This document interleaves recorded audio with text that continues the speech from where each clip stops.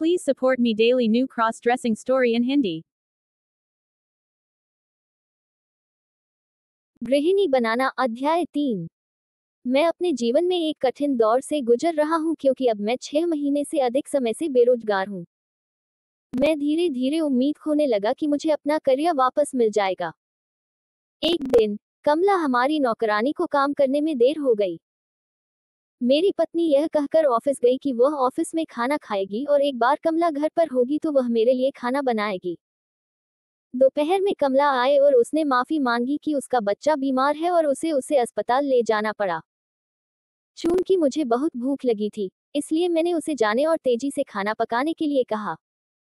मेरी तात्कालिकता को देखकर उसने मुझसे कुछ सब्जियां काटकर उसकी मदद करने के लिए कहा। मैं एक घरेलू नौकरानी को खाना पकाने का काम करने के लिए कहने को बर्दाश्त नहीं कर पा रहा था। मैं कुछ ज्यादा ही आग बबूला हो गया और उसे डांटने लगा। वह भी नाराज हो गई और मुझे ये कहते हुए चिढ़ाया कि मैं बस एक घरेलू पति के रूप में अपना समय बर्बाद कर रही हूँ और कम से कम कुछ घर के काम करती हूँ। उसके शब्दों ने मेरे पुरुष अहंकार को छुआ और तुरंत मैंने उसे थप्पड़ मारने के लिए हाथ उठाए। वह चौंक गई और रोने लगी और तुरंत ये कहते हुए घर से निकल गई कि वह इसके बाद काम पर नहीं आएगी। अरुणा ने बात सुनी तो भड़क गई। वह डांटने लगी कि मैं बेकार हो गया हूँ और बहुत सारी समस्याएं पैदा कर रहा हूँ।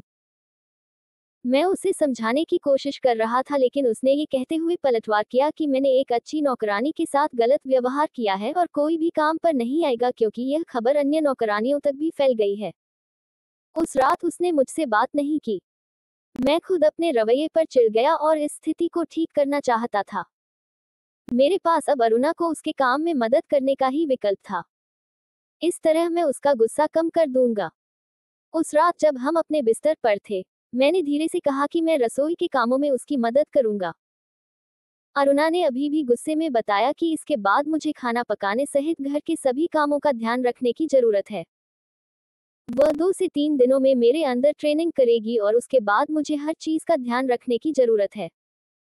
मेरे पास इसे स्वीकार करने के अलावा और कोई विकल्प नहीं था और मैंने धीरे से अपना सिर हिलाया कि मैं करूंगा। प्रभु घरेलू काम कर रहे हैं। अगले दिन मैंने घर के कामों की दुनिया में कदम रखा। शुरू में उन सभी कामों को संभालना बहुत मुश्किल था और जब भी मैं गलती करता हूँ तो मुझे डांटता हूँ। कुछ ही दिनों में मैं सुधर गया और सारे काम खुद करने लगा।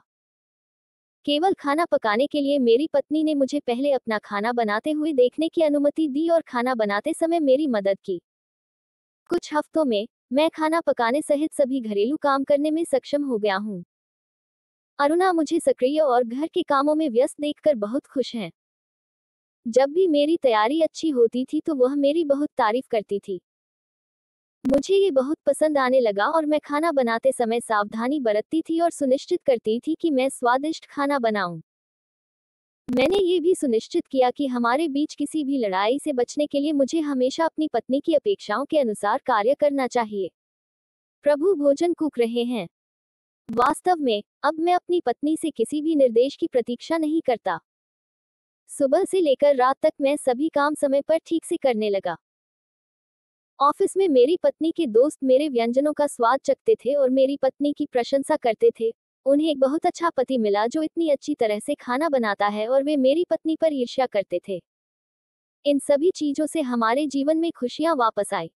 घर के सारे काम मेरे करने से अब अरुणा को बहुत खाली समय मिल गया और वह अपने हितों पर अधिक समय बिताने लगी। हाल ही में अरुणा ने कुछ वजन डालना शुरू कर दिया है और सूर्या की सलाह के अनुसार उन्होंने सूर्या के साथ जिम जाना शुरू कर दिया। धीरे धीरे मैं अरुणा को अपना वजन कम करते हुए देख सकता था और वजन प्रशिक्षण के कारण उसने अपनी बाहों में कुछ मांसपेशियां हासिल करना शुरू कर दिया। एक बात और हैरान कर गई कि अरुणा ने सूर्या की तरह बाइक चलाना सीखना शुरू कर दिया।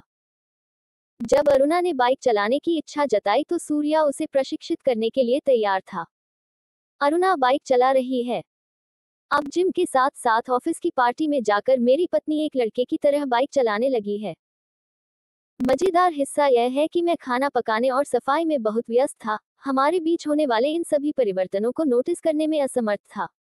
नाइटी अलमारी में एक नया सदस्य। एक दिन मैंने अरुणा को मेरे बाल कटवाने के लिए कुछ पैसे देने के लिए कहा। उसने एक पल के लिए सोचा और फिर मुझे ये कहते हुए रोका, बेबी, बाल कटवाएं नहीं, चूंकि अब आप 6 महीने से अधिक समय से बेरोजगार हैं, इसलिए भगवान से प्रार्थना करें कि जब तक आपको नौकरी नहीं मिल जाती, आप अपने बाल नहीं काटेंगे और फिर एक बार नौकरी मिल जाए, तो हम तिरुपति प्रसिद्ध हिंदू मंदिर जाएंगे। और आप सिर मुंडवाते हैं और अपनी प्रार्थना करते हैं। मैंने ये भी सोचा कि यह अच्छा विचार है और तुरंत सहमत हो गया। चूंकि मैंने आशा खो दी है कि मुझे अपने कौशल से नौकरी मिलेगी, मेरी एकमात्र आशा ईश्वर से प्रार्थना करना है। उन्होंने मुझे प्रतिदिन देवताओं से प्रार्थना करने और शुक्रवार को मंदिर जाने की भी सलाह दी और इससे परिवार का भला होगा। इस प्रकार मैंने अपने बालों को बढ़ाना शुरू कर दिया और उसने उसे शैम्पू और कंडीशनर दिया और मुझे उनका उपयोग करने के लिए कहा, क्योंकि मेरे बाल नर्म और चिकने होंगे, इसलिए मैं उन्हें बिना किसी गड़बड़ी के ठीक से संभाल सकता हूँ। एक दिन मैंने अपने सभी दैनिक कपड़े धोए और इसे हमारी बालकनी में सुखाया। मैं शाम को कपड़े उठाना भूल गया और रात भर तेज हवाओं के साथ तेज बारिश हुई। सुबह जब मैंने देखा तो रस्सी कट गई और मेरे सारे कपड़े फेंककर जमीन पर गिर गए। मेरे सारे कपड़े भीगे हुए थे और कीचड़ से गंदे हो गए थे। मेरे पास अब पहने हुए कपड़े के अलावा कोई अन्य कपड़े नहीं हैं और बाकी सब खराब हो गया है। घर के पुराने कपड़े अब मुझ पर फिट नहीं हो रहे थे। नहाने के बाद मैंने अपनी जीन्स और शर्ट पहन रखी थी और कुकिंग कर रही थी। मेरी पत्नी ने मुझसे पूछा, बेबी, जीन्स क्यों पहन रखी है? इन कपड़ों के साथ काम करना आरामदायक नहीं होगा। मैंने उसे समझाया कि क्या हुआ है और उसे मेरे लिए कुछ नए दैनिक कपड़े पहनने के लिए कहा। उसने स्वीकार कर लिया और कहा कि हम सप्ताहांत में खरीदारी करने जाएंगे और तब तक प्रबंधन करने के लिए मैं उसकी पोशाकें पहनूंगी। मुझे उसके विचार से वापस ले लिया गया और कहा गया कि मैं महिलाओं के कपड़े नहीं पहन सकता। उन्होंने बताया कि मैं मुझे साड़ी पहनने के लिए नहीं कह रही हूँ, बस मेरी रात की पोशाकें पहने और आप सहज महसूस करेंगे।